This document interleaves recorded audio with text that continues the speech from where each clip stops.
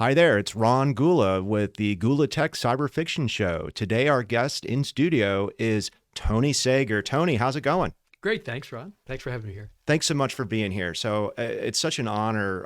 I like to tell people I got my start at the National Security Hmm. Agency. Didn't work directly for you, but I was like a room or two away or something like that. Sure. So thanks so much for coming on the show. Oh, absolutely. My pleasure. Awesome. So can you tell folks how you got into cybersecurity, how you got to work as a cryptologist and all that Sure. kind of good stuff? Yeah, happy to share that. It's, I'm at the stage now where I've thought a lot about how I got to where I am, and it was completely by accident. So I'd love to tell you I had a grand plan and could see this cyber wave coming and, position myself beautifully, but of course none of that's true. So I was undergraduate math and completely by accident. So I was trying to decide. I went to small liberal arts college, right? The kind of a place that no one goes to recruit, maybe 12 graduates in math in any given year. And I'm in the math faculty area. The office is there the fall of my senior year, going to talk to one of the professors. And a guy happens to be there. Turns out he's an alum. And we got to talking about, hey, what are you going to do next? I'm not quite sure. I'd like to get into the Department of the Army, be a mathematician modeling guns and rockets, that kind of stuff. And I'd done a little bit of that. And he said, you ever think about NSA? NSA? Is that what they make the rockets or what is that? He goes, no, NSA. And he wound up giving me a phone number, and then he followed up with a brochure that I still have to this day. And it was about mathematicians at NSA. And it turned out this guy, whose name is lost to me, I tried to track him down some years later. He was the perfect NSA employee of his day. He had an advanced degree in mathematics and was a native Russian speaker and a U.S. citizen. And it was like, hey, State Department, CIA, NSA, everyone, that was just perfect of the times, right? The mid 70s. So I wound up taking the math test, hardest math test I ever took in my life, sitting by myself in a room in College Park, and did well enough, not into the elite math programs, but into what was called communication security. So, and a recruiter calls me up middle of September 1977 and says, son, because that's how they spoke back then, son, if you can report in 2 weeks, you've got a job. I said, great. What is this job? He said, well, I can tell you it's in the communication security intern program. I said, great. What is that? He says, can't really tell you. But honest to goodness, he said, go to the Encyclopedia Britannica, look up an article on cryptography, and he had to spell it for me, and you'll get an idea what it is. And he said, but I need an answer pretty quick because this job closes out at the end of September, which now I know was the end of the fiscal year. And he said, what do you think? I said, well, I don't have another job. I'll see you at the end of September. But that article was written by a guy named David Kahn. I don't know if you know that name, but wrote a book called The Code Breakers, right? For its sort of, popular, I won't say expose, but, revealing a lot of the things that happen, at NSA and the kind of work that goes on there. So I wound up in that intern program, 3 years, unbelievable opportunity, right? To sample a lot of great things that were going on, spend some time at the Treasury Department and so forth. Math wonks, doing analysis for U.S. systems. And that's where I wound up after graduation. So I was with the group, you might call them today black hats or penetration testers or whatever. We're gonna get into that. Yeah, well, we called it security evaluation. So the mathematicians who looked at the security of U.S. algorithms and crypto, and remember those days where almost everything was about confidentiality, right? And custom cryptography and, had to be approved by NSA and so forth. And I was just hooked. I just loved that kind of analysis and being around such smart people. But the real, path for today that led me to today was the PC revolution, the personal computer revolution. And so this idea of kind of commodity, consumer priced computing that you could have on your desk. And a friend of mine, Bob, was starting a little group to look at the emergence of this kind of technology, microprocessors, personal computers, and the impact it might have on security. And he said, do you want to come join me? I'm starting a little group. And the real hook for me was I would get an Apple II Plus, actually, to have on my desk. It's hot stuff in the 80s, oh, right? Well, I go back to when computing was like giant room, right? Somebody guards the door, you hand over a deck of cards. If you're really nice to the guy, you can get 2 runs a day. I always mistyped a JCL card, if you remember what those are. So it was like the most tedious stuff. I thought, why would anybody do this? But this idea of computing being accessible, you could understand it, right? It was something that consumers could deal with. And so I made that career move. And a number of people told me that was, I'm going to ruin my math career at NSA.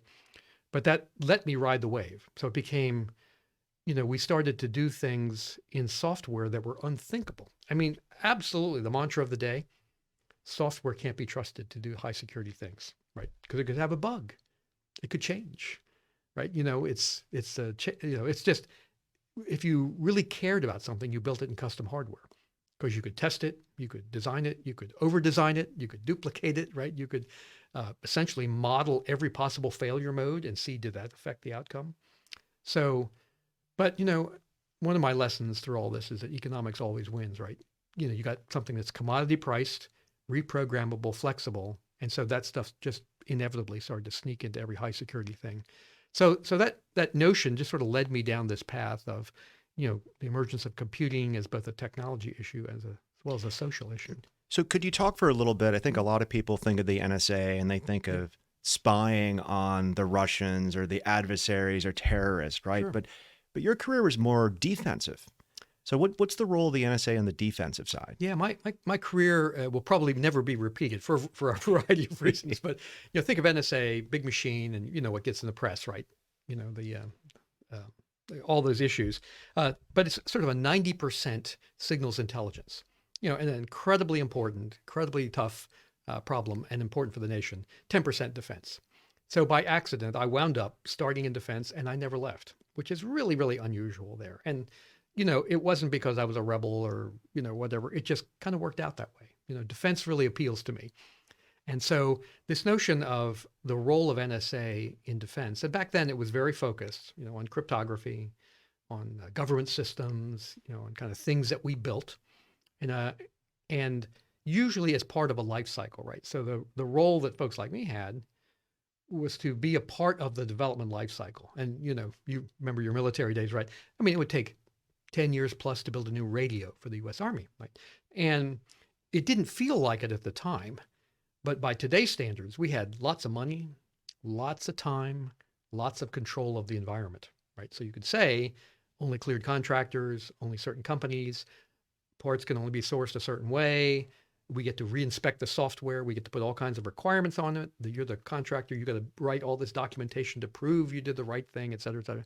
So really a complicated government-run life cycle.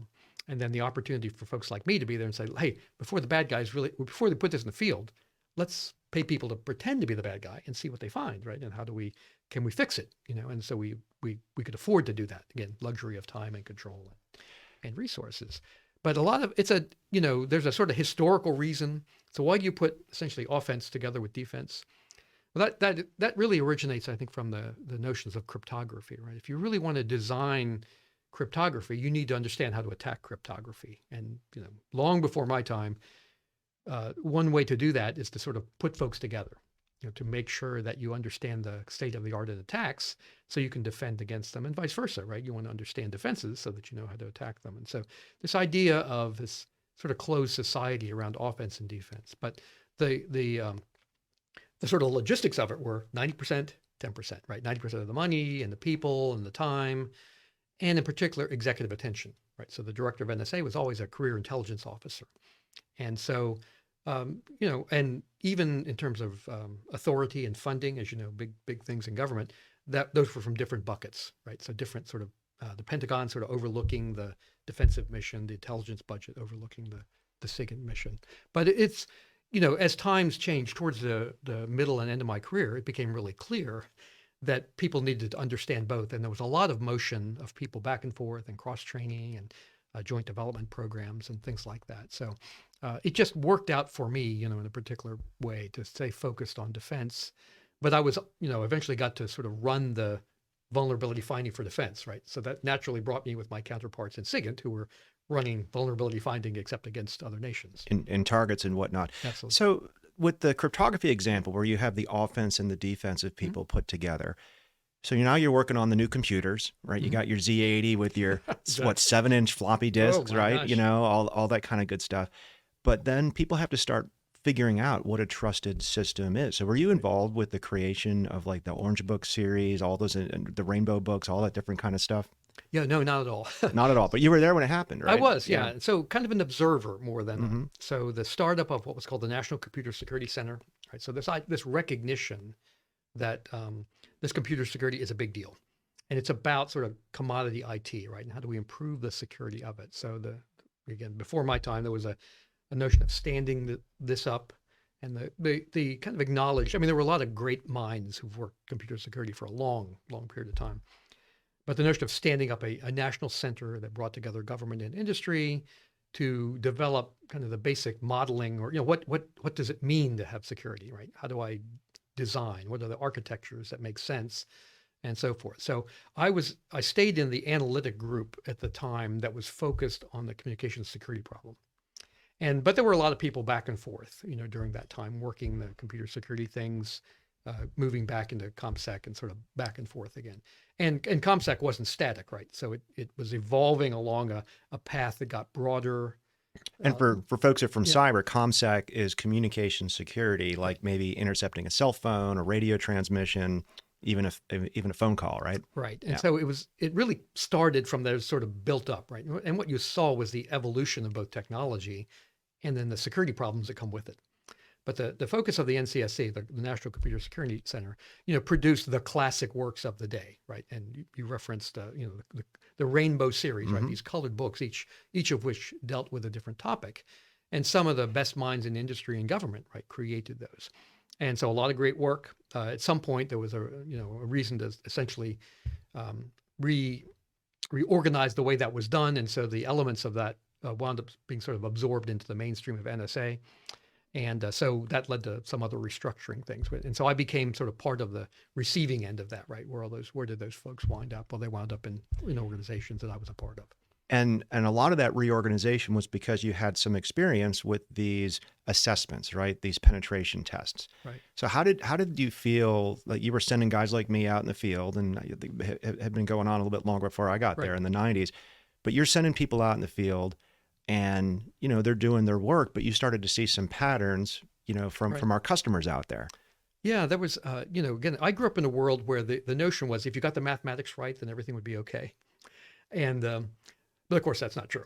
That is, and you have to have great mathematics, right? You can't afford sort of foundational flaws in cryptography, for example, or randomization or initialization.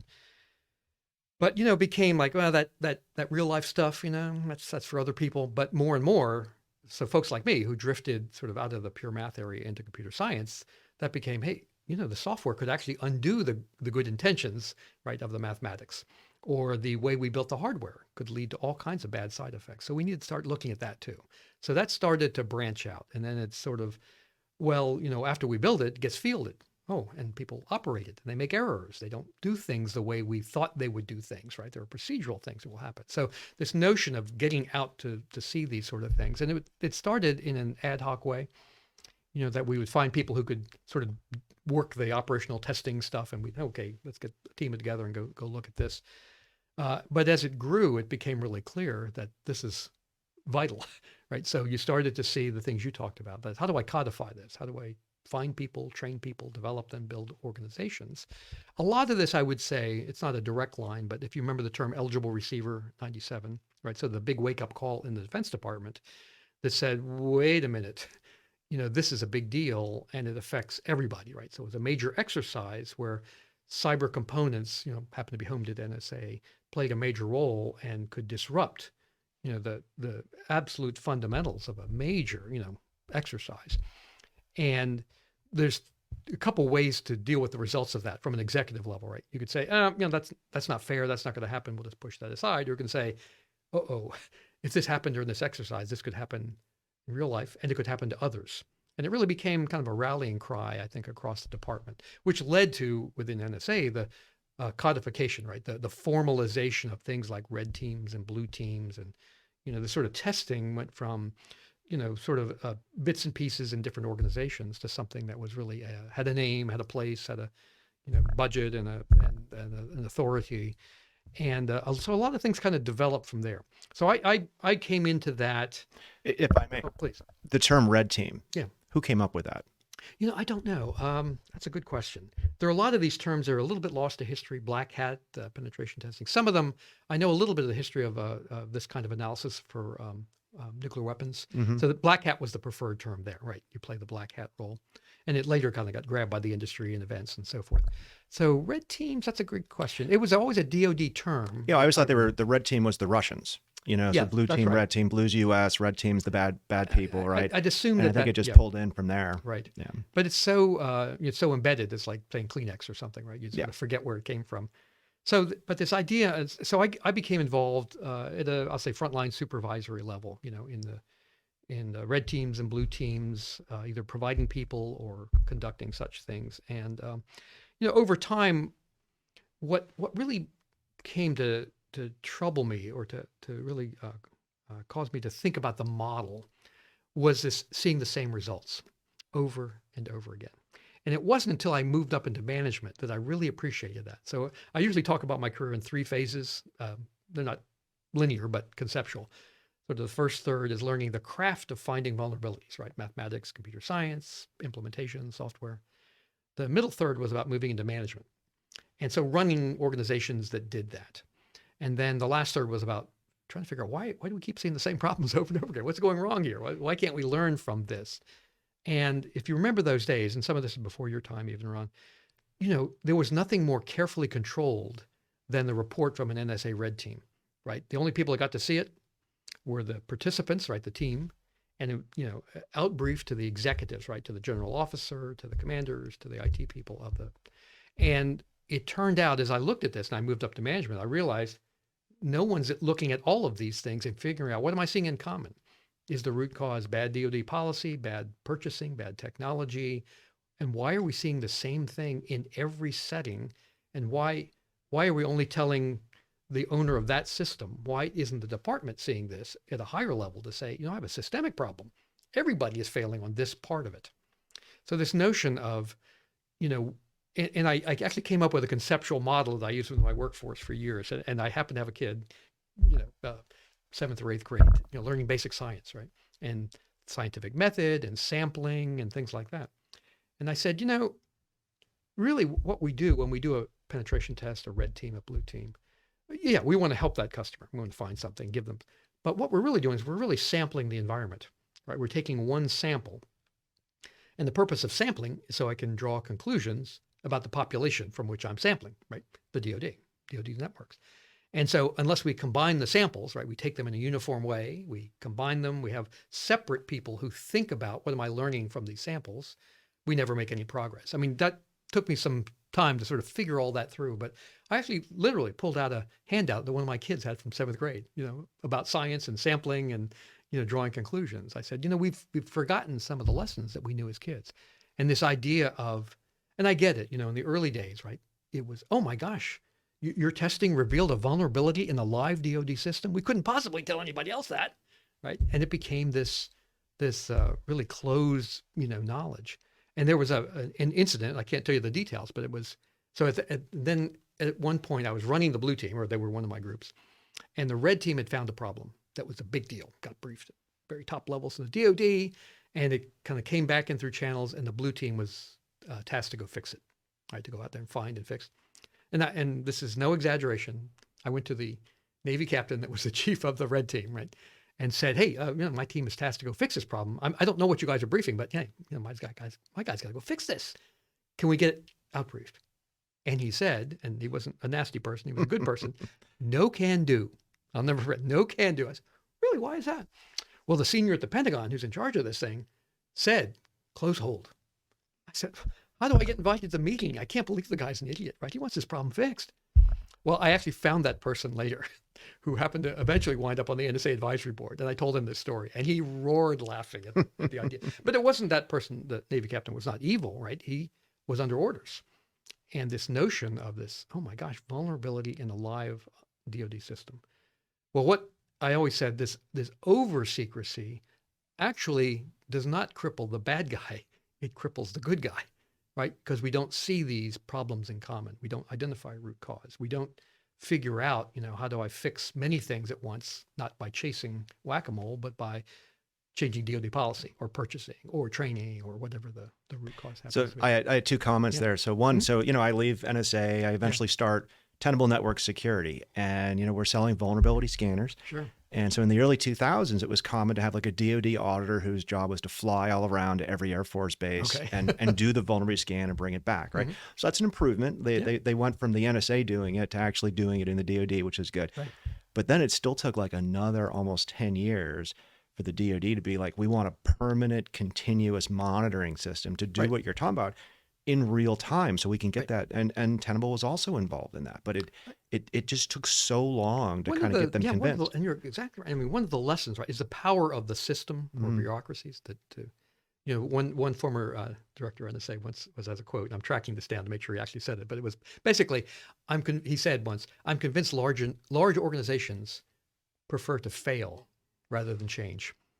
You know, and there's something to that. You know, people forget. I often say that the real purpose, the sort of real functional purpose of the red teams in the early days was drama. Right? Remember these days? You know, I have to convince the decision makers they have a problem. So I need a dramatic event, right? You know, but I looked at it and I said, you know, you don't actually learn enough information from a typical red team to drive a real improvement program. And it's okay. There's a need for drama, but you know, any executive that's not paying attention to this stuff today really needs to find other work, right? We don't need drama. We need information. Yeah. And so it's really hard to change. Now, one other quick story, if you don't mind. A large agency I will not name for a variety of reasons. You know, so the CISO calls me in. Hey, I got this intelligence agency requirement. I got to do penetration testing on 100 systems. 100 systems. Could you guys help me out? And I think I was running the blue team, or was one of my groups at the time. I said, look, 100 plus systems. Oh, and you got to do this every 3 years. Okay. You know, we could do 3 or 4 a year, and I'll talk to my friends on the red team. I'll get them to do 2 or 3 a year. We're not even going to make a dent in this list. And I said, I'll put my lunch money on the table right now. I could write 80% of the report right here, right now, without putting a single human being to work. And I said, but the reason you can't take that list that I give you and just get to work on it is because of the requirement, right? You think you got to meet that requirement. And you're afraid that some security wonk like me is going to come up and say, you're not being responsible because you didn't get tested. I will walk with you. And I made this offer straight up into any meeting with any auditor, any IG, to say it's more important for us to do this 80% right now than do another test. And he loved the idea. But at the end of the day, he wound up getting a big bag of money to bring in one of the Beltway contractors to do the penetration. I'm sure they did a good job. I'm sure it was wonderful. But it wasn't, he was a bad person, right? It was the power of the system. His entire performance rating was based on, can I get through those 100 systems penetration tested and approved in this period of time. And so it's astounding how much momentum there is in that stuff. So let's talk about vulnerabilities a little bit, Sure. and then we'll talk into like, you know, how we can manage them Okay. and be more proactive about them. So, you know, so based from where you said, what's a vulnerability these days? And then maybe what's a vulnerability that you actually worry about?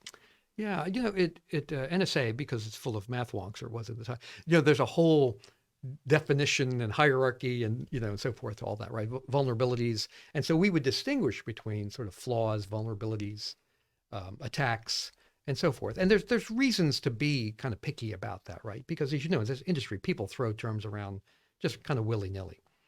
And so it tends to cloud what the issue might be. So you might say, well, I looked at the software, and this was a real learning for me, right? Because this is a math wonk. And I grew up, I spent at least a few years developing systems, primarily embedded things in assembly language. So that's my background. I mean, you know, when you could say it'll fit inside an 8K EEPROM, right? So that's dinosaur days. But, you know, as you looked at software, it was pretty clear. You could teach people the language. You could teach them the control structures. But if they didn't understand how hardware actually runs, you couldn't really understand all the security implications, right? And then when you looked at the software running on a processor, and when you looked at the system context, it could be entirely different as to whether something you found as a flaw in the software was in fact something you had to worry about. So it's important to say, okay, I found something in the software that makes me uncomfortable. I found, you know, and you might say, well, you know what? And I look at this thing, and it makes me uncomfortable because things like this have led to some sort of problem in the past. Okay. Whoa. But when I look at this, you know, in context, Well, there's a huge difference if this piece of software is running on this sort of environment or this kind. Oh, and if this environment is outward facing, that's a huge difference between if it's, back in a server, DMZ kind of environment there. And so the step from, sort of a thing that makes you uncomfortable as an analyst to something that is actually exploitable is huge. And in fact, a lot of the red team work was about, sort of the operationalization or the weaponization, right? It's non-trivial. So you'll see people point out flaws all the time that may or may not, when you actually look at them, represent a real risk, right? And it may depend on the context. So it's important to have some sort of sense of what that looks like. But the sort of lesson to your question is that vulnerabilities can sort of appear anywhere, right? In the way humans operate, in flaws in software, and the flaws in hardware were a big thing when I was coming up to, right? I don't know if you knew, kind of follow that level. Again, this is very low level embedded systems, but hey, much to my surprise, I didn't realize this, microprocessors can have quirks. They can have bugs, right? They can have, and that was actually kind of high art in the old days. If you remember 6502, my microprocessor had some quirky things that people would use as like programming techniques, because it was like kind of clever the way it wrapped around the, the pages and that kind of thing. So understanding that sort of stuff was really important. So this notion of vulnerability, you have to, I think, be specific about it and try to say, well, on this scale of, how much do I really need to worry? Where does this one really fall? And there's so much noise in the industry about these things, because people are all rushing to find the thing that gets some attention and, that they can talk about and get into the press on. So you have to be, I think, careful and thoughtful about these things. Now, careful and thoughtful doesn't always match kind of the way the market works, but that's, I think, a really important part of this. So let me ask you as a mathematician to boil this down, right? Okay. So we have probably more lines of code out there, more computers out there than ever before. Mm-hmm. So, and we see more vulnerabilities than ever before. Yeah. But are we getting better at writing secure code, or are we getting worse at writing secure code? Yeah, that is a great question. And I don't have an easy answer for you. But I would say, yes, the explosion, right, of software and complexity and sources of software, right, it comes from sort of everybody, make the problem much, much worse. And so on balance, it's likely that we're sort of worse off. And, vulnerabilities kind of flow and bad guys go kind of right where the money is. So as, in the early days, the focus of the really, the World Wide Web and all those issues, right? The security of the operating system, then the browser, right? Then all these, web-enabled apps, mobile code. I remember that term, right? That was a big thing. That is the thing that runs is dynamically assembled at runtime, right? So there was no thing to examine statically earlier, and for me early, it became really clear, the incredibly tight limits of human inspection of software. It's just not, we actually ran experiments to this effect back in the day, right? If you let me write a piece of software and give it to you, can you find, if I have had control of this, right? Can you find the thing that, would cause a negative security? Sounds suspiciously like SolarWinds, Tony. I don't know. Yeah. Those experiments convinced me, right, that you can't count on human inspection. Mm-hmm. You can't count on testing either, by the way, right? That is, there's only so many things you can observe. You can't count on open source and that the community is going to find it either. Well, there was again, the early naive days, 10,000 eyeballs on every piece of code. And the reality is it's two guys in a garage that really care about this thing, right? And so a whole separate topic is that, a lot of our high secure, the infrastructure that we are counting on, we've actually kind of built on the cheap. Right. And great people, have taken a reference implementation and suddenly it's become a production implementation, right, that no one's ever examined again. And so there's plenty of examples over the years, as you know, of sort of things that have been hidden for many years in really critical pieces of the infrastructure. So it says then that, there's clearly a much better understanding of how to build security into the development lifecycle. And some companies have done a great job with that and others have not, right? And there's other reasons. And then the focus today of this sort of, rapid development, DevOps, this sort of, the market pressures, all my vendor friends, even back in the 80s, hey, second to market is last to market. That's our model, right? And so, yeah, you get it. It's buggy, but too bad. If we don't put it out there, the market speaks. And that's part of the lesson, right? Economics always wins. And so people that grew up in security, you think, well, everyone should care about security because we care about security, but the reality is not true. And the same is true, by the way, with all the issues of public health and safety and civil engineering and all that, right? That is, you can't ask the population to become experts or to care at the same level. And so the knowledge of experts really needs to be built into most of the, through building codes, infrastructure, licensing of professionals, that sort of thing. That's the way we deal with risk as a society, right? And we don't expect perfection, but we have a right to expect, some level of confidence. Reasonableness, right? Yeah, I think that's a huge theme, and it makes a lot of folks of my generation uncomfortable, right? I think security is a classic case. Cybersecurity is a classic case of perfection as the enemy of the good, right? So that is in the pursuit of that sort of 80s era, mathematically verified, kernelized, beautifully designed operating systems that don't happen to run PowerPoint, by the way. Some great ideas were in there. But if you don't acknowledge user preferences, the sort of capability that the market demands, you see what happens, right? People go with what gives them the function that they look for to support business. So let's talk about that. So this concept of good enough security, best practices. So you were involved with the NSA best practices guide, right? So instead of sending out, pros from Dover, doing the hero audit, high five, and here's a report, let's be proactive. Right. And let's have frameworks. Let's have guides to do this. And I think right around the same time, SANS was kind of going in a different direction, right? They were talking about the top 20 vulnerabilities. Like you fix these 20 vulnerabilities and you're good, right? So you were kind of pioneering because the message that the commercial world was taking was, oh, I got to like secure FTP, secure email, secure some file sharing, and I'm good to go. Right. The NSA guides are really the forerunner of Center for Internet Security, the critical controls. So what was that? What's the backstory there as that came to light? Yeah. I mean, I take no credit for the origin of the NSA security guides, but I sort of wound up managing that kind of activity. And at that time, the history is a little fuzzy to me, but sort of late 90s, was when NSA started to put together these security guides.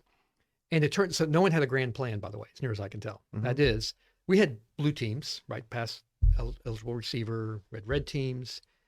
And this idea of sort of codifying what would be the recommended practice. What should my registry keys be set to? What should my file permissions look like? It turns out, as near as I can tell, that was originally written down as a training guide for our own people, right?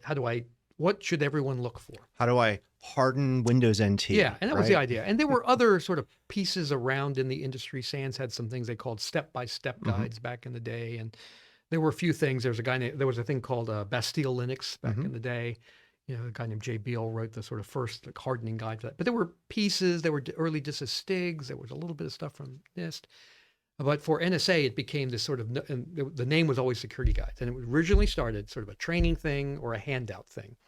Something you leave behind after you leave the customer, or you say, we don't have time to come see you, but here's what we would test for. This is a huge part of it.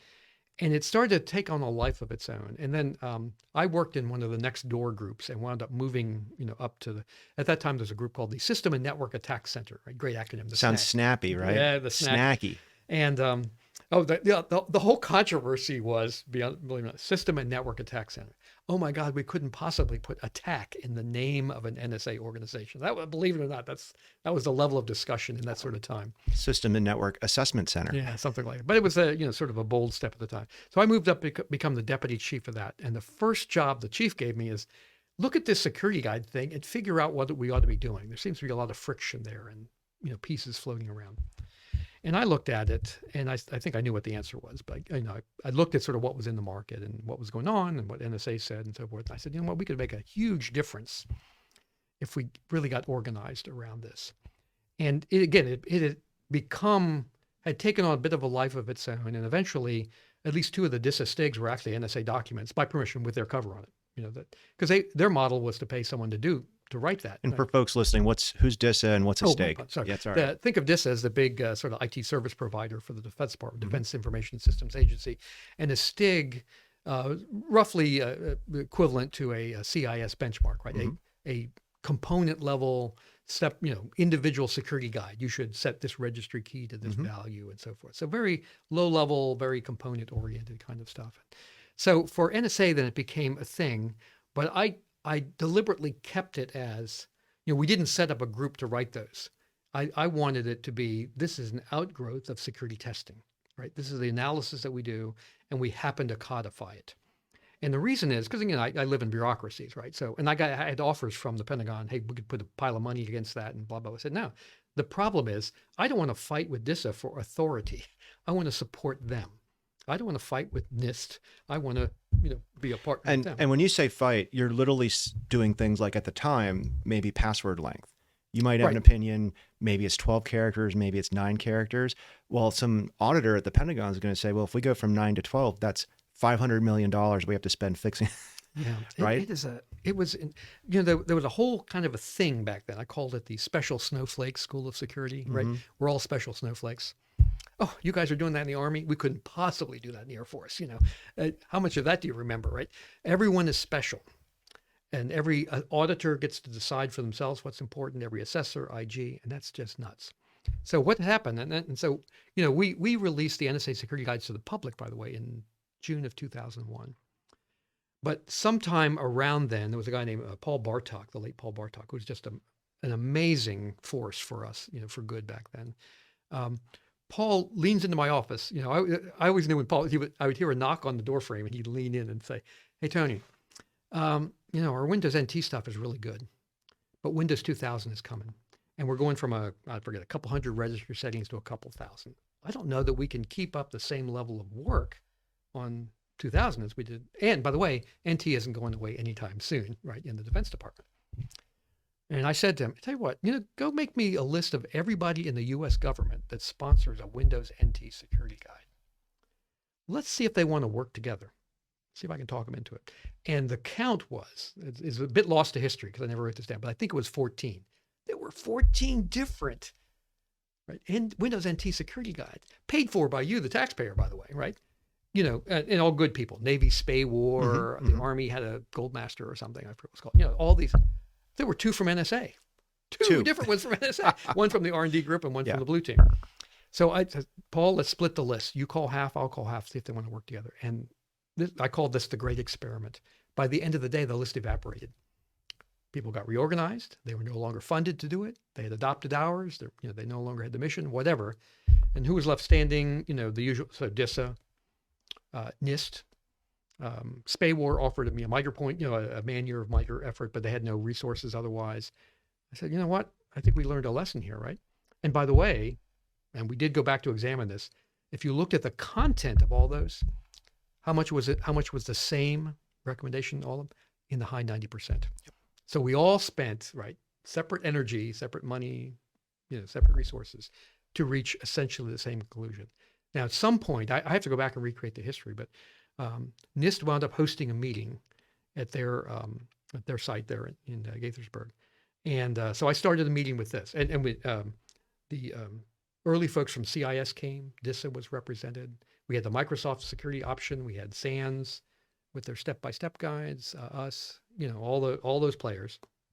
And I started the meeting with this. And there's a fellow at Marussia at NIST, I don't know if you know him, but the guy's a work machine. He had literally taken everyone's draft guide for Windows 2000, built this gigantic spreadsheet of, NSA said this, NIST said that. Oh my gosh, the amount of work. And we had planned an entire workday to do nothing but go through that point by point by point. So I started the meeting with this. So we'll do this. If at the end of the day, we get into the 90% agreement range, can we all agree we'll aim to produce one thing? And if we, NSA, believe and fall on our sword that there's some special requirements for intel, the intelligence community, I volunteer. We take that as Appendix A. DISA, will you take DOD, whatever special requirements you believe, take Appendix B, NIST, rest of government, SANS, CIS, et cetera. Yeah. At the end of the day, for a couple thousand items, the number of differences were about 2 handfuls, maybe a dozen or more. And half of them we couldn't resolve because we just didn't have enough information at the meeting. And so I closed this with the lesson of, okay, now look at this, right? We're we're going to say the same thing, essentially. Let's focus on what we know in common and manage the differences in some other way, Appendix A, B, C. And that's become like a bedrock life principle for me, right? That you see that in CIS. Let's focus on what we have in common. And yeah, we do have differences, but if we start from this, we're all special and unique, we never make any progress, right? So that was a kind of a driver for me. And again, these sort of, I'll call them experiments, right? Where we actually looked at what people said, tried to compare it, and looked at the difference. And I thought, you know what, we're not getting our money's worth in the differences here. So that's such a good story because, a lot of people who are outside of cyber, they ask, what do I do to be secure? And it's almost like, I'm Catholic. What do I need to do to be a good Catholic, right? Well, you can follow the 10 Commandments, but then it kind of tails off there. Like, what are you supposed to do, right? And cybersecurity is the same thing. So how do you look at cybersecurity now, right? So you came through, we called it information security, computer network operations, there's a couple of classified terms we can't talk about and stuff like that. But when people say, I'm in cyber, do you mean cybersecurity? Like, how do you look at our industry right now, how we've named it? Yeah, it's a little chaotic, to be honest, Ron. And there's sort of two parallel paths here, right? There's the I'll call meaningful technical path, and then there's the bureaucratic and marketing path. Okay, so again, ComSec, and for us it was information security, computer security, and then the term assurance came in at some point, right? So, and that was a big step for NSA, and I know who actually proposed that term and led the change there. And what it was recognizing was something important. That is security, right? We always thought of as a destination. We're going to get there. We'll be secure. That it doesn't look like it's going to happen. I don't think we got there yet. Right. But the notion of assurance was about confidence.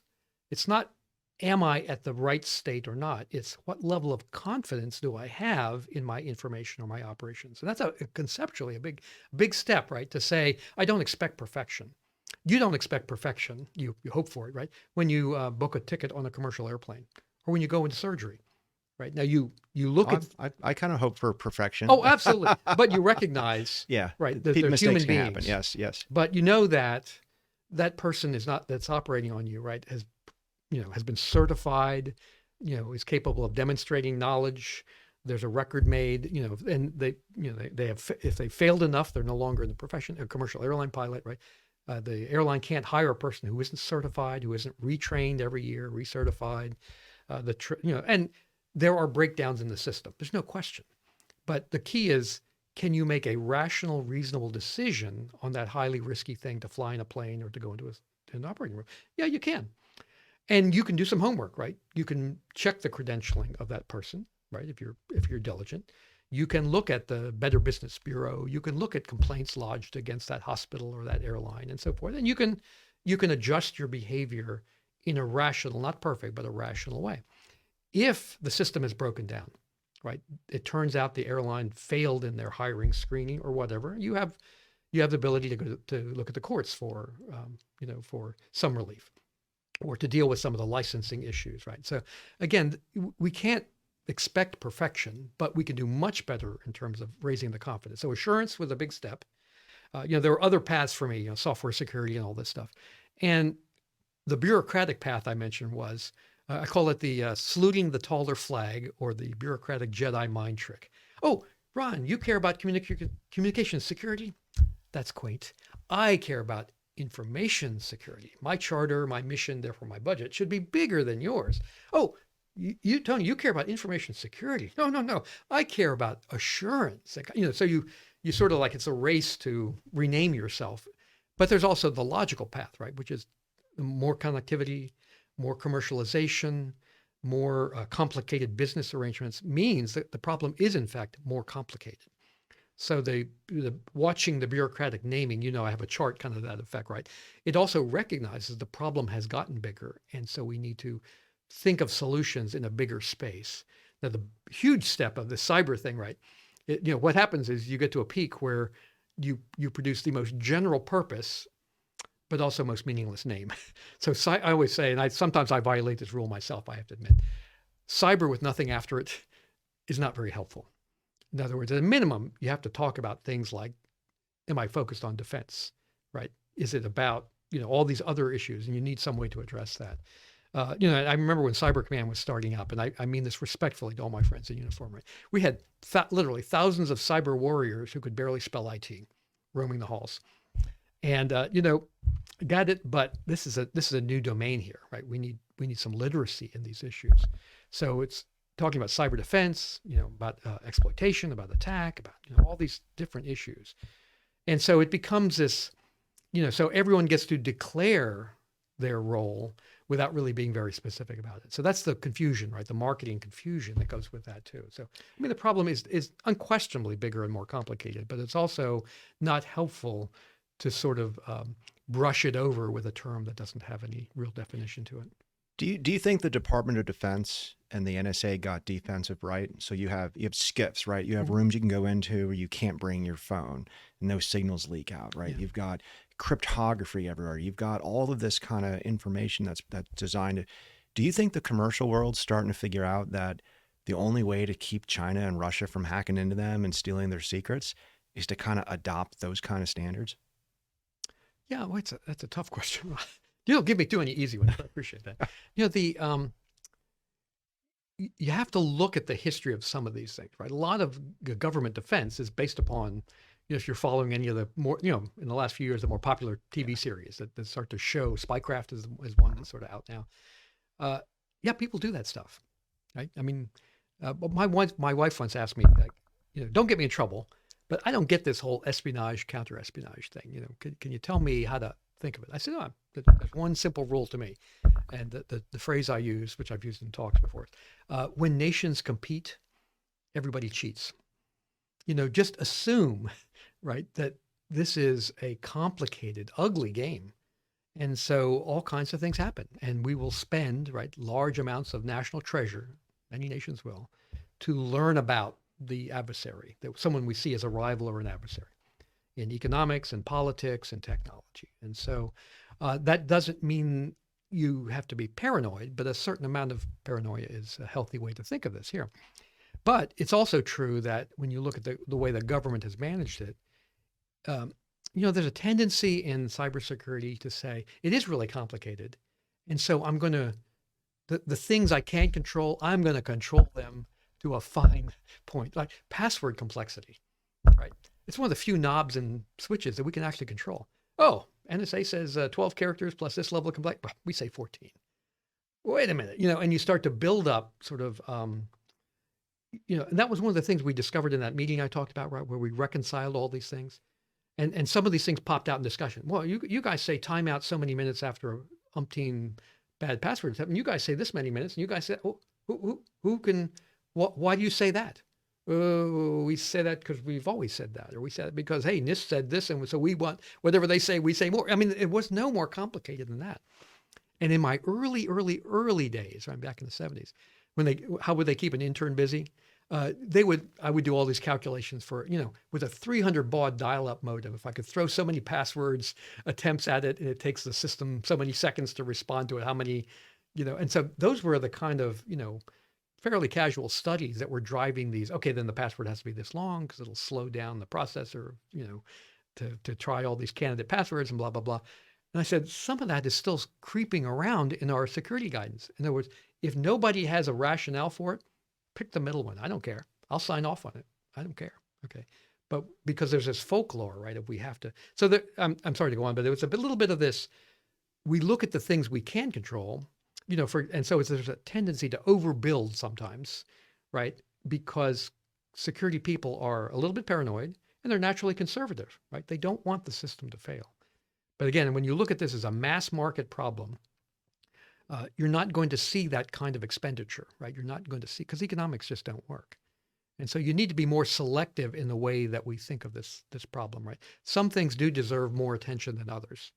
And it shouldn't be driven because the company's willing to spend all that. And so I think also a national debate that's kind of raging, and I think will come up in this new administration. How much do we expect the typical commercial company to protect themselves, right? How much is it reasonable for them to sort of take the approach that a government agency might, right? The economics probably just aren't there, right? It makes no sense for that. And what is the responsibility of the federal government to provide some level of safety and quality of the software. And so So what I you're think saying is that you endorse hackback for companies? No. We'll talk yeah, about that in a second. sure. So you have these guides. Mhm. You've kind of seen, the transition from information security to cyber. Right. But now you've got these guides, and these guides for something like a Windows 95, Windows 2000, even the modern ones you have, Mhm. they're 50 pages, Oh 100 yeah, pages. absolutely. Yep. So two questions. So what happened? How do we automate that? So I don't have to read it. And then Great. even though y'all interpret it and agree on stuff, I might read it and then Yeah. reinterpret it for what I need to. So what happened with automating that? And then Yeah. if we're even going to automate and make these things, why isn't Microsoft just shipping these things and Ubuntu shipping these things based on these things anyway? Sure. Well, those are great. Yeah. So for me, I mentioned that we released the NSA security guides to the public in 2001. Mhm. And so the response was great. And by the way, it's a great illustration of culture change, right? Because at least one manager I worked for, and I convinced several levels of bosses this was the right thing. It was a Paul Bartok idea, by the way. He leans in my door and says, "We need to release this stuff to the public." And my jaw just dropped, and I said, "Oh my gosh, of course." So I worked, I was blessed to work with some amazing, up to the director of ComSec at the time, who supported the idea, knowing this would be a big thing. And a great reception from the public, but at the last minute, at least one of the kind of dyed in the wool math folks that I worked for, great guy, but his upbringing was, we NSA control the knowledge of cryptography, and the math model at that time was journal quality, peer reviewed. This could be looked at 100 years from now, and we should get this right. And this is, of course, operational data, right? It's going to change because you learn something new in the next month. So he said, and he came up to me really, and very sincerely, a great person. "Tony, we're going to release this tomorrow." "Yeah." "Suppose somebody finds a mistake in it. What are we going to do?" And I said, I literally bit my tongue, because our views were just so different, right? Based on upbringing and time, generation. I said, "Well, I'll tell you what. Number one, it's probably not a mistake. It's probably somebody has some knowledge, though, that we didn't have, or would point out some condition we hadn't thought of. I'm going to do two things. First, I'm going to correct it. Second, I'm going to walk down to the NSA gift shop, buy them a coffee mug, and send it to them. And we will get more credit, right, by participating. We took our best shot and put it out there, and we're willing to listen." How many coffee mugs did you send out? Actually, only one. Only one? But it was, and by the way, we do that more regularly now at CIS. But the idea, what I was trying to illustrate to him, right, was that no one expects perfection here. And the goal is, as I said, you don't want NSA in charge. You want NSA to be a participant, right? An active technical participant in this. So this notion of putting them out there became important. And so that went really well. And then you started to see a market pop up around that time of folks that say, "Hey, I've got," and I forget, one of the early ones was, do you remember company BindView? Mm-hmm. Okay, so BindView was one of the first that I bumped into anyway. We help you manage your network. Oh, and by the way, we have a module that you can buy that will measure compliance against a DISA-STIG and an NSA security guide, early CIS benchmark. So I tracked that company down, I think at RSA 2003 or something around there. In fact, actually 2003, I made it a quest. I had never gone to RSA before that. I used to send, some great people out there, the name Neil. Neil would write this legendary trip report about what I saw at RSA. And I always said, as a taxpayer, I can't justify paying to go out there. I should spend the afternoon instead reading Neil's trip report. But at one point I thought, there's so many industry things to do out there. So I went out. I said, well, how do I not feel guilty about being out here? I walked the trade floor for 2 days plus. I wore myself out. Every company that had some kind of thing like that, we measure. I would talk to them till I could get to some, CTO or some technical person and say, tell me exactly how you do that. "Oh, we work with it." No, tell me exactly how you do it. "Oh, well, we pay a team of people. They look around. They say, "Oh, this is updated this." We download it. We read it. We poke it into our script language, our hard-coded scanner. Oh my gosh, is that like value add for you? Are you kidding me? I got to pay a whole team of people to do that. Oh, and by the way, you guys don't write very well, right? Your point. So I got to interpret what you meant. Oh, wow. And so somewhere in that, year or two period, I said, this doesn't make any sense, right? we're taking the way I view it. I have a little bit of background in economics too. The value, I'm going to say it this way, the value created by the Pauls and all those kind of people, right? The analysis that we now codify, because we leave it up to human interpretation and manual cut and pasting and all that stuff, we are essentially throwing away the value that was created, right? I have no confidence in the output of that at the end. Therefore, we need some machinable way to move that value created into the customer environment. So I started to, as I talked to these companies, wow, if the government had, if there were an open standard, right, a universal language of security guidance, would you support that? And the answer was almost always yes, But if we get a vote on it, right? I said, great. How about if you help? Because I can guarantee you, I can take 10 government people and go off and write something that will be intellectually beautiful, and you'll hate it because it won't be implementable. And that, and that was one of the things. And I think a year or two later, NIST came to my doorstep with what was then they called SCAP. So they sort of bundled together. Remember, at that time, there were pieces of data, CVE, the names of vulnerabilities, OVAL, the test for the presence of a vulnerability, and all the early ones that went with that, right? The scoring systems and so forth. And they cleverly bundled all together into a program. But my contribution was about the conceptual idea, right? This idea of preserving value, not asking the vendors to do these error-prone manual steps, so I could raise the confidence for the DoD buyer primarily, right? And then I started to look around at the point. I said, and this was like a big moment for me. I'm a little slow, but I usually catch on. I said, oh, this is interesting. The name of a vulnerability, the name of a piece of software, a unique name, the name of a configuration item.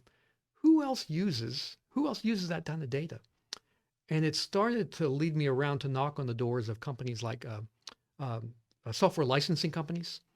There's one that was big at the time, Bellarc. The idea was they're not security companies, but they actually know all the same things. They use the same pieces of data. And I approached Bellarc out of the blue. I literally downloaded one of their white papers, got a call from Suman Chen, if you know Suman, and Gary. And that started a multi-year friendship and sort of moved them into this space. There was another guy, Wyatt Starnes, one of the original Tripwire guys who had Cygnacert, I think he just took this and ran with it. And the idea was, not think of it as a security problem, but who else uses this data, and where we could all benefit from some common naming or standardization or something like that. And that's a forerunner of basically threat listing. So Yeah. they were looking at, known good files, known good configurations. Excellent. Yeah, and right. and that gives you some assurance, right? It's not perfect, but it's quite And good. there were a lot of threads that some of them which went to dead ends, but otherwise, the idea was, so I started to talk to the threat reporters inside NSA.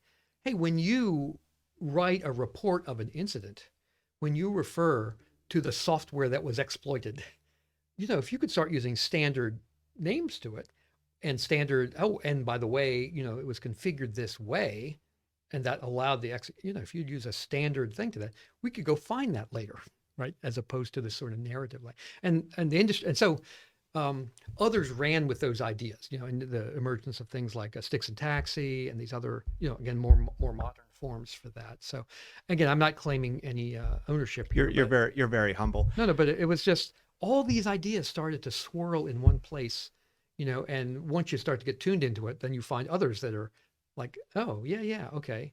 And it really broadened my thinking at that time. So it was a really important time, early 2000s. So you've got this body of work where it says, how do I harden Unix, Solaris, Windows, whatnot?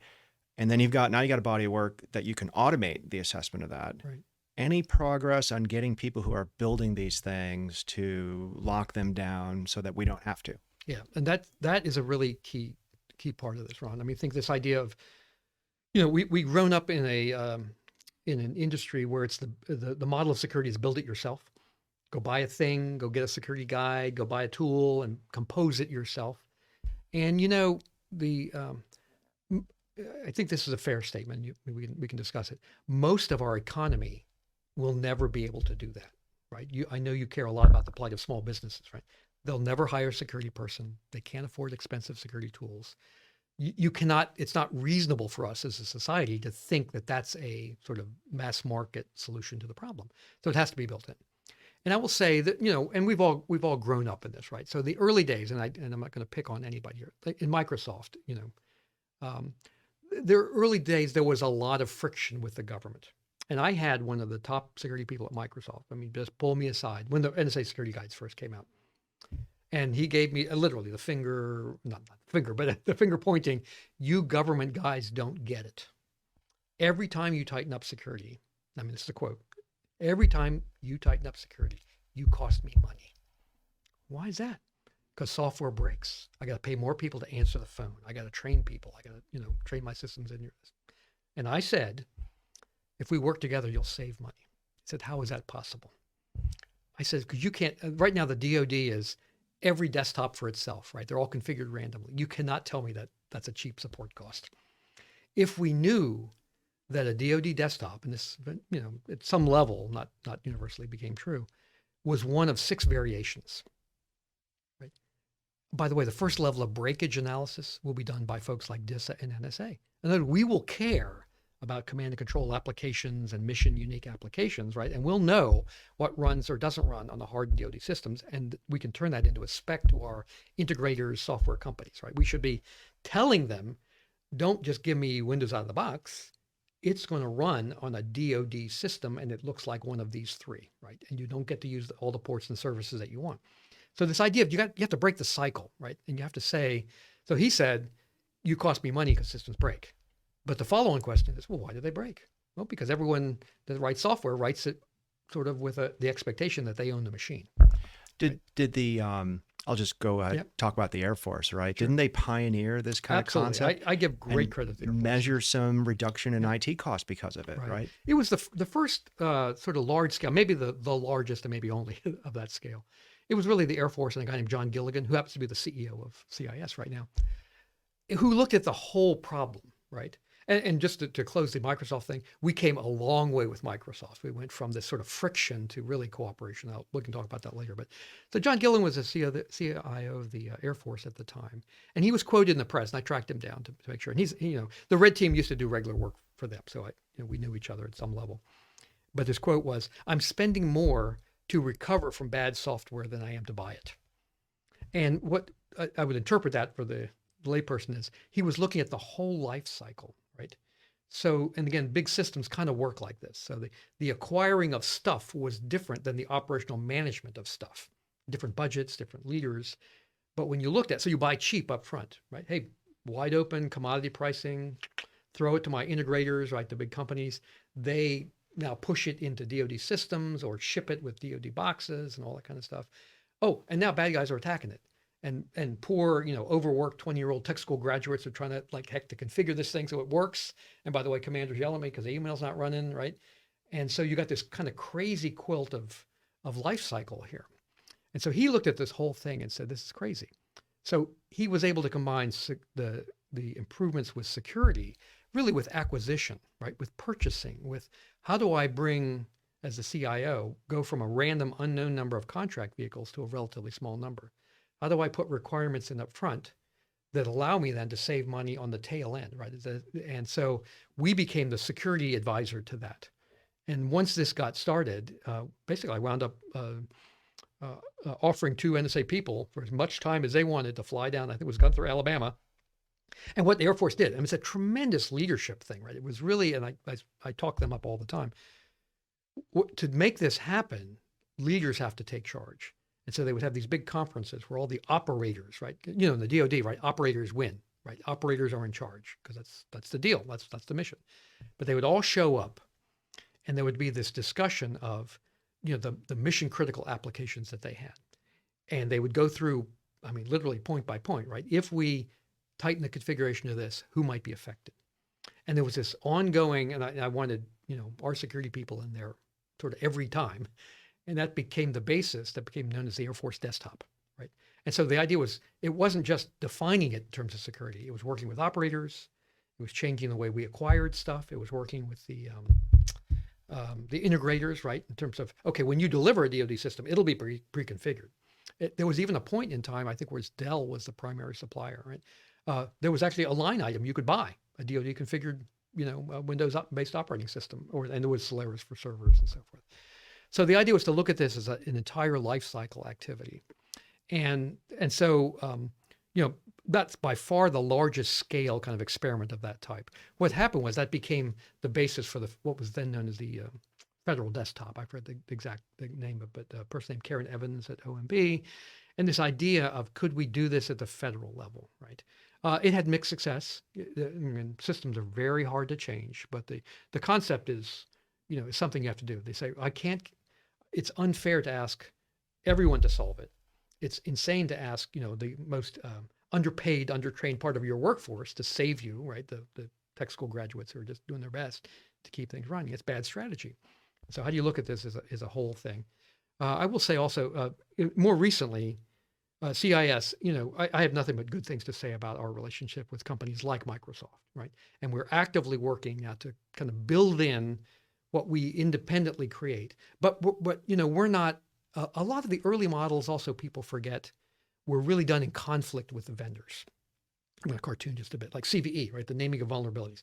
Hey, we can't trust those, I'm going to cartoon. We can't trust those people at Microsoft. They never admit they have a vulnerability. We have to have an entirely separate industry process to figure that out and vote and give it a name and a number. But within a few years, it became, Microsoft participated. They Patch Tuesday, regular security bulletins. CVE winds up giving them a block of numbers. If they say it, hey, we might as well do something about it, right? Them, Red Hat, and some of the other big vendors became active participants. So we went from, again, we can't trust the vendors, the government and industry, to we need to find a way to cooperate and sort of build this in there. So we've come a long way. We've had some high water marks, both at the time at NSA. We'll have some that we're announcing pretty soon at CIS, where we're this is working with the vendor, not compromising our independence, but really, hey, at the end of the day, what they deliver is what's going to run. And so we need to work with them on that. So we talked about vulnerabilities and fixing vulnerabilities. We talked about, configuring systems like good passwords and stuff. But now let's talk about Center for Internet Security, but also talk about this concept of the higher level controls. Like, what are these things that we can do? It's sometimes it is password management, right? But these controls, there's a lot of interesting things there. So what is CIS and what are the controls? Sure. Yeah, there's a bit of an origin story from NSA days, around all that time of the federal desktop and all that kind of stuff too. And so again, I was hitting this point of realizing, oh my gosh, we're seeing the same things over and over again. And it also, the release of the stuff to the public led me out into the public to start giving talks. And people would start flooding me with questions, right? Because at that time, an NSA guy coming out was fairly unusual. And I would get these questions. I should have been smarter, but I would get these questions I really thought about. That's great stuff, Tony. What do I do first? Well, you got the NIST stuff. It's great. And this. No, what do I do first? My boss has a limited attention span. I only have a budget for one thing. I only got one person on staff, right? What would you recommend I do in the first quarter? Oh my gosh. And I realized I was never responsible to fix this stuff. Those are the questions of a person who really owns the solution, right? Who has to deal with all these realities. Wow. Okay. And so, this sort of swirl of questions was really eye-opening for me. And at some point, and John Gilligan, our CEO, was one of the threads, right? He calls in our group after one of the briefings, what the red team had done to the Air Force, and said, that's great, but what do I do? What do I do first? He asked a similar question, right? We're tired of getting our teeth kicked in by your folks. What do we do? I said, we need to do something differently here. And the origins of the controls, I called 5 friends in a room. One of them was Paul Bartok, also the tech director of the red team at the time. Paul had the blue team. One of the folks from SIGINT, right? One of the people who attacks other countries for a living, a technologist, someone who kind of deals with the NSA enterprise, and a threat reporter, threat kind of person, right? Who watches what bad guys do for a living. And the way I start, this is my thing, started the meeting. People were really struggling with how to get started. Security people, you put them in the room, they want to solve world hunger and peace in our time. No one leaves the room. This is the way I said it. No one leaves the room till we all agree on a small number of things that all of our friends should do. Not to solve the problem, but to lay the foundation, to get going, to get started, right? And small to me means 5 to 7. Do not, we can create an infinite list. I know that, but the discipline is how do I help people who don't know how to get started? And that afternoon turned into I had no idea, Ron, 2-page letter. Went to the Pentagon, the Joint Staff, the CIA, the Air Force. based on our experience, if you don't know where to begin, start here. That's all. And what were those things? They're basically the controls. A simpler version of it, right? Patch, know what you have, increase your visibility through. Yes, the letter is long lost. I mean, one of the problems with when you retire from NSA, I used to say, when you walk out the door, you're out of the loop. So I don't have access to a lot of things that You couldn't just save that to your Dropbox share, and right. I did not. No, but it's around. But the idea really resonated, and it was yet another. Paul peeks his head in my door frame and says, "Tony, Alan Paller of SANS got a hold of that letter, and he wants to know, can he build a community project around it?" And I said, "Well, Paul, we can't stop him. I mean, it went out. I'm sure it went out for official use only." I said, "But tell him I got to check with our lawyers, and two, he has my permission as long as we get to participate." So that became, and SANS took it over, and again went from a very simple. I mean, we had no idea. And as you know, SANS is not capable of doing a small thing, right? They only do big things, right? So it turns into events, posters, and it went from 10 things to 20 things, more comprehensive. And they really obviously ran it under the umbrella of the Center for Strategic and International Studies, right? So John Gilligan was brought in to kind of run the project, nominally run by this think tank, and SANS took it over for care and feeding afterwards. So most people would kind of know that project as the SANS Top 20. And it had a life of its own. We were peripherally involved, or continue to stay involved, but I never thought much more about it, to be honest, for a while. I retired in 2012, went to work for SANS, not in the teaching, but in special projects. So I had some personal reasons why I really wanted to work from home at that time. And Alan asked me, "Would you take a look at this thing again and see what we ought to do with it?" And he said, "It's we make a little money off of it, but it's not we're not doing it for that reason. Is there something more we should do?" And I talked to a bunch of friends and thought about it. I said, "Alan, the right answer is it really people respect SANS, but you're also a great money machine, right? You're one of the biggest for-profit activities in the business. If you really believe in the idea, it belongs in a nonprofit or independent place." And he said, "Would you go with it? If so," he said, "You don't have to." I said, "No, I'm in for the ride. I'm committed to this." So that brought me together with a lady named Jane Lute, who was the number 2 at Homeland Security, who was looking for something to do after government. And we had a tiny nonprofit company that took this over, that we merged in with the Center for Net Security in 2015. So now it's kind of in its natural home. It's really where it belongs, combined with the benchmarks, right? So the controls, benchmarks are, how do I configure a device, a thing, kind of this low-level operator, knobs and switches. The controls have always tried to aim for what I would call a sweet spot. So if you look at the world of security frameworks and standards, right, they go from the microscopic, very discrete, very, the Australian, remember the original Australian top 4 and top 8. ASD. Yeah. Turn on application whitelisting, very, so lots of people like that because it tells them exactly what to do. Lots of people hate that because it tells them exactly what to do. They say, "Well, that doesn't work in my environment," or that kind of tool doesn't work for me, out of my price range, whatever. And then you go from there to the cosmic, right? These sort of security frameworks, do good and write me a paper that says you did good, or have a firewall and tell me you have a firewall. But it's this full range. So we aim for this prescriptive, but as best we can make it, technology, vendor independent. And, we don't always get it right, but we do pretty well there. And you have 3 levels we have to get people started. So what are those 3 levels?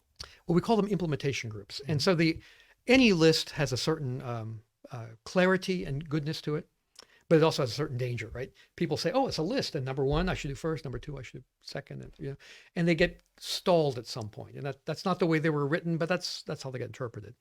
And so you can think of maybe the 800-53 catalog, right? The granddaddy of sort of everything you could do. We're certainly a subset of that, and lots of others are too. But even that, again, especially for small to medium enterprises, is pretty daunting, right? For NIST stuff, I mean, hundreds of beautifully written, intellectually, well done pages are out of reach for lots of companies. So, but even with our stuff, we found a struggle to get started, right? And where to focus. And especially as we looked at modern things like ransomware was kind of the swinger for us, which said, you better get to your backup stuff pretty quickly. And you can't wait till, I think at that time it was number 10. if you're working your way through 1 through 5 and 6 and 7 and you're stalled and you never get to 10, that's not good either. So we have, these 20 headings with lots of individual items underneath them. And so, a couple years ago, a little less than a couple years ago, we had a group go through and say, look, take a horizontal view across that, right? For a low resource, sort of mass market, everybody's got the same level of risk kind of view. Go through and pick the things that basically everybody ought to do, right? Independent. They don't need a fancy risk assessment. They don't need a consultant to tell them this. Is there something that we could put in here that really meets that? And I've been consumed, and this term gets used a lot in the industry, hygiene. So I looked back. Actually, the first time I said it in public in a speech was in 2004. Some people think I created it. I don't think so. I think It was at Black Hat, I think, right? Yeah, I stole it from somebody else, I'm pretty sure. But the idea was, at the time I was discussing, is there an equivalent, right? So there's a number of things we do, especially in public health, right? We brush our teeth, we floss, we hope, wash our hands, get our shots, we hope, avoid certain kinds of locations or, take precautions.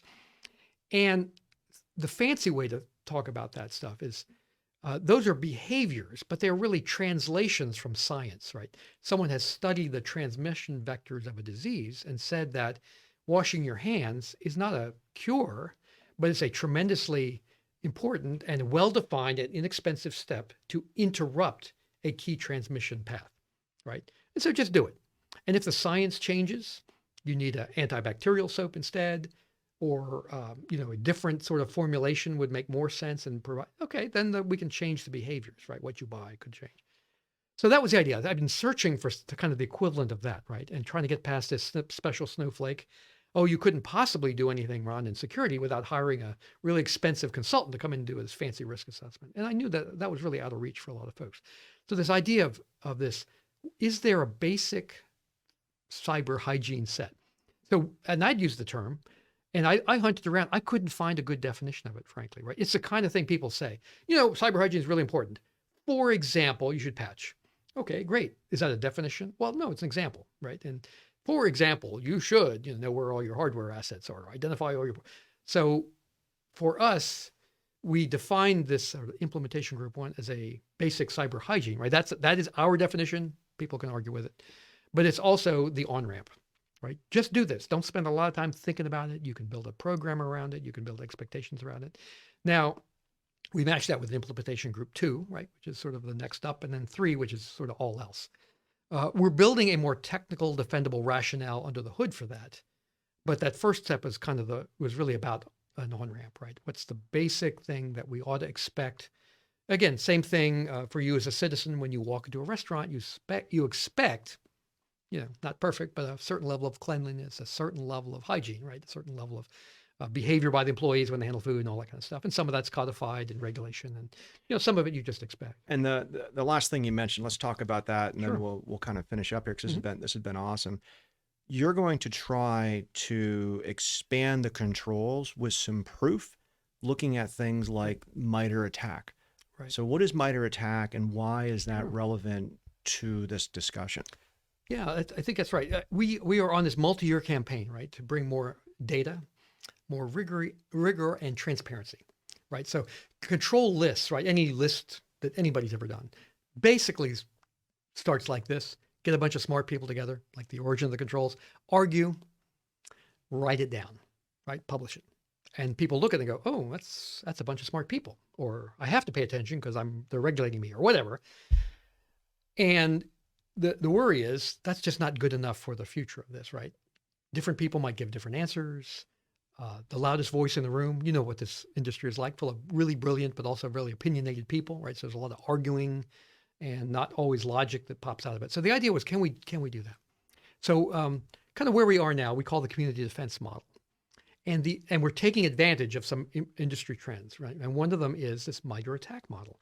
And so think of it as a technically rigorous way to describe what they don't call this, but I call it the atomic elements of an attack, right? The individual steps that are part of the MITRE term is tactic.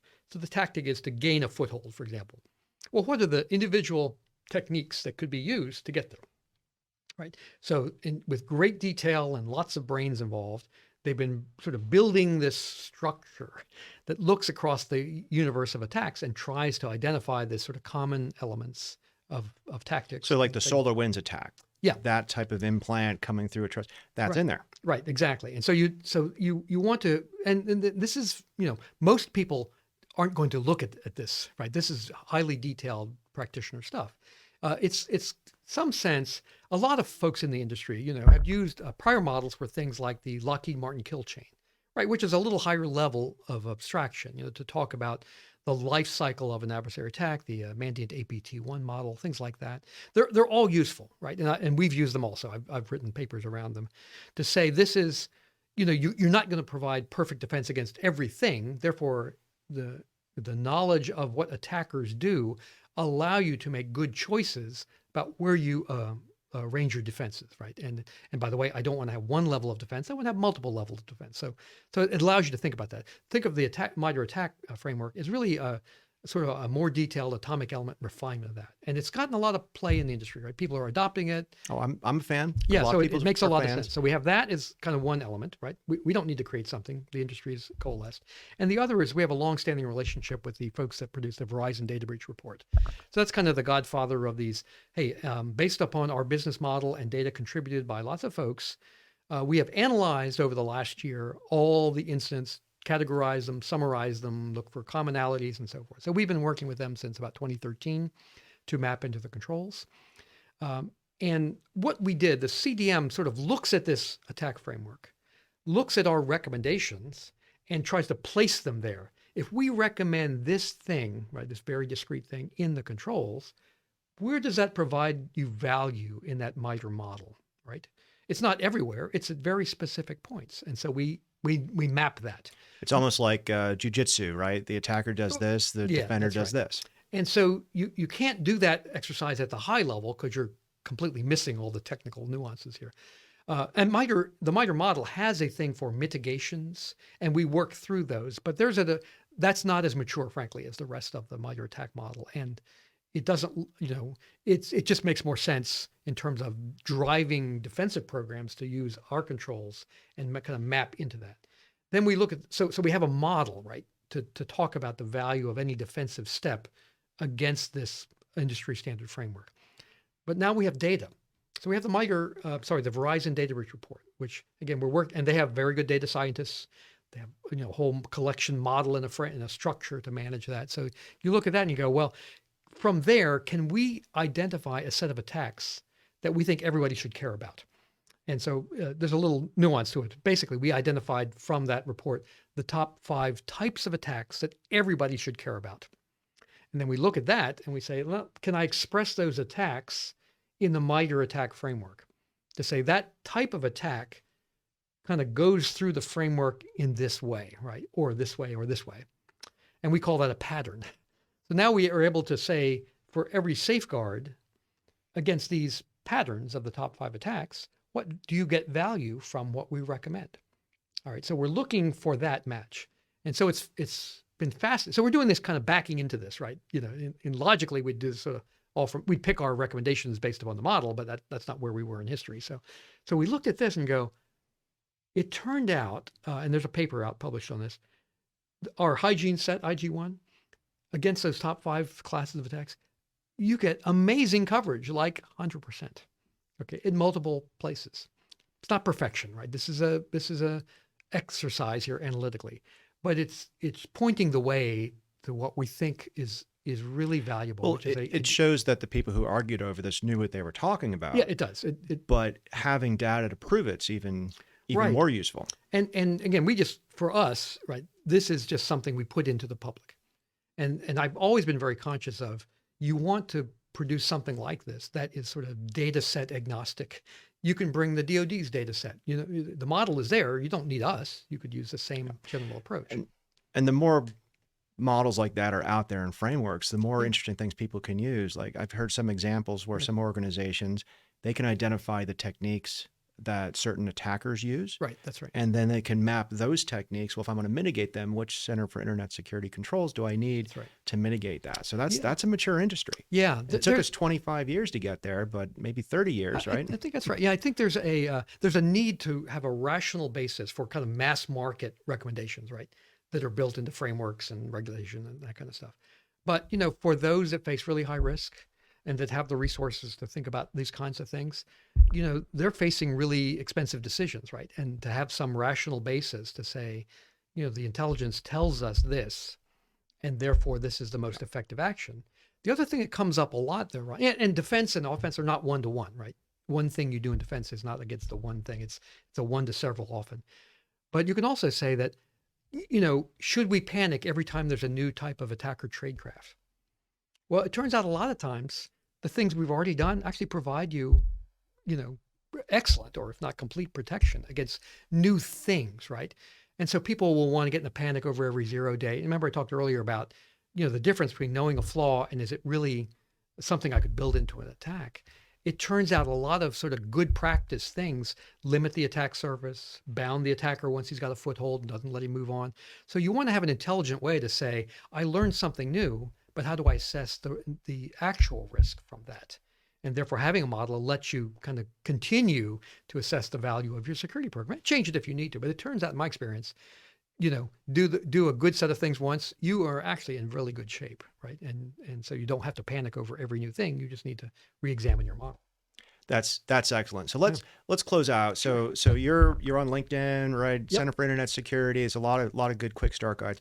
But you had this conversation and this sort of mentorship with the industry while you were inside NSA, and you've recently come out. You've been out what, 6 years? A little bit long, 8 years. 8 years. All right, I was off a little bit. Yeah. So Almost 8 years. But it's hard to take the work you did inside NSA and then just publish it, right? But you've recently started to bring some things out. So yes, I have. Let's close out with that. Oh, sure. Yeah. www.sagercyber, one word, .org. And, it was my habit when I was still inside NSA to, we had an internal blogging system, Journal NSA. And, as managers go, I was a pretty frequent, during a period of several years towards the end of my career. And for me, it was a way to present ideas, messages to my workforce, talk about leadership, in general, and entertain also. And I always had the intent to do something with that someday. And I basically always wrote unclassified things inside a closed society. And I, for a variety of reasons, I just never got around to doing anything with it. It turned out by accident, a friend of mine had scooped up my writings and run them through the declassification process and public affairs process to see if it could be released. And so it turns out he once sent me a big file of a bunch of stuff I wrote that was, in theory, already approved for release. But, I'm closer to the end of my career than the beginning. And one of the things I did when I was even writing internally at NSA was occasionally print something out and bring it home to the kids, unclassified completely. But, here's what dad does, here's what dad thinks, and here's kind of whatever. And I regretted not doing more of that. And I also said, I've been blessed with this career to know so many amazing people and be kind of, I have my own set of in the room where it happened kind of stories, right? Things that were part of the shaping of what we now call cyber. And I feel a certain responsibility for that. And so, just starting last fall, I contacted public affairs about some of this older material and asked them for support. I mean, I have a lifetime obligation, right, in terms of what I can put into the public. But most of what I have to say is really about people and ideas and not about classified things at all. So I'm now in the process of writing new things and releasing, modifications to older things. Are you like 10% through the archive? Are you 100% through? I don't know. There's only like a dozen articles or 15 out there right now. I'm probably just touching the surface. Good. And so it's a question of sort of how much, and it's a nonlinear wander, right? As things kind of hit me, I start to write about them, and I have a stock of old things to put out there. But, they're both acknowledgments of sort of ideas, and like the story I told you, like how, I had some role in this early security automation days, right? How did I get there? What was I thinking? Whenever I tell a story, people are fascinated, right? And So maybe it's worth sharing. That's kind of the Well, idea. I appreciate you sharing all that with us. I would Sure. encourage you to keep sharing both on the blog. You should Yeah. probably write a book. Matthew McConaughey could play you in the movie, and we got to have better role models for NSA Oh, people in that's true. Hollywood. So it's good. So Yeah, thank you, Tony Sager. sure. And thank you for joining in to this episode of the Gula Tech Cyber Fiction Show. Thank you.